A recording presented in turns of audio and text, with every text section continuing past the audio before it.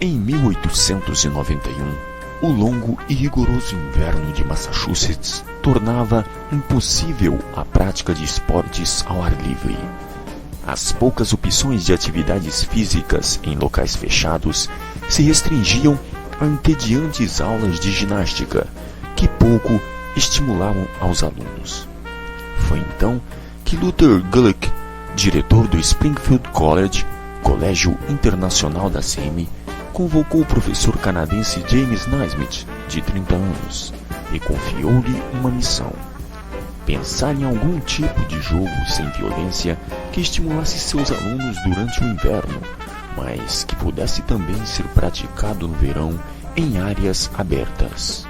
Depois de algumas reuniões com outros professores de educação física da região, James Naismith chegou a pensar em desistir da missão, mas seu espírito empreendedor o impedia. Refletindo bastante, chegou à conclusão de que o jogo deveria ter um alvo fixo, com algum grau de dificuldade, e ter um sentido coletivo.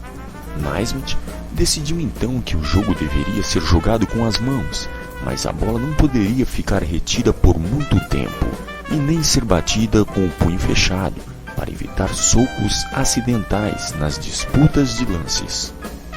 A preocupação seguinte do professor era quanto ao alvo que deveria ser atingido pela bola. Imaginou primeiramente colocá-lo no chão, mas já havia outros esportes assim, como o hóquei e o futebol. A solução surgiu como um relâmpago: o alvo deveria ficar no alto. Mas qual seria o melhor local para fixar o alvo? Como ele seria? Encontrando o zelador do colégio, Naismith perguntou se ele não dispunha de 2 caixas com abertura de cerca de 45 centímetros. O zelador foi ao depósito e voltou trazendo 2 velhos cestos de pêssego. Com um martelo e alguns pregos, Naismith prendeu os cestos na parte superior de 2 pilastras, que ele pensava ter mais de 3 metros, uma em cada lado do ginásio.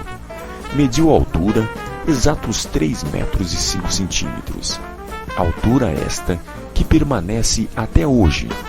Nascia a cesta de basquete.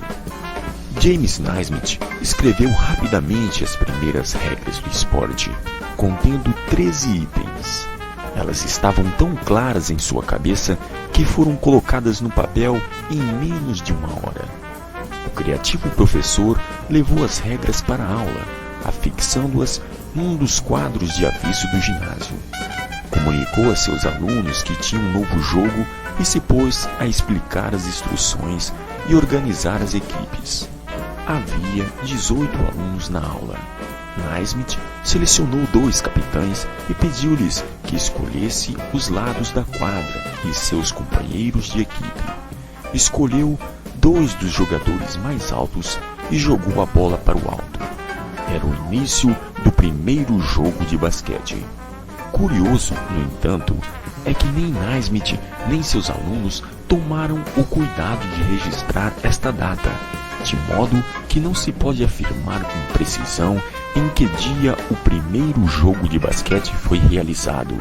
Sabe-se apenas que foi em dezembro de 1891, pouco antes do Natal.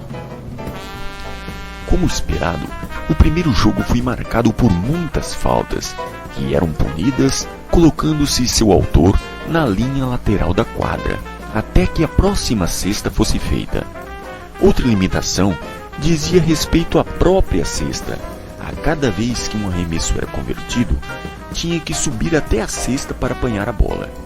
A solução encontrada alguns meses depois foi cortar a base do cesto, o que permitiria a rápida continuação do jogo.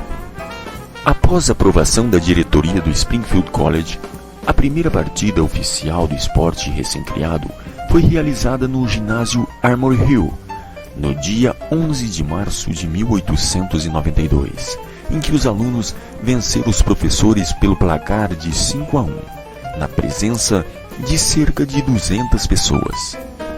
A primeira bola de basquete foi feita pela A.C. Spalding Brothers, ainda em 1891, e seu diâmetro era ligeiramente maior que o de uma bola de futebol.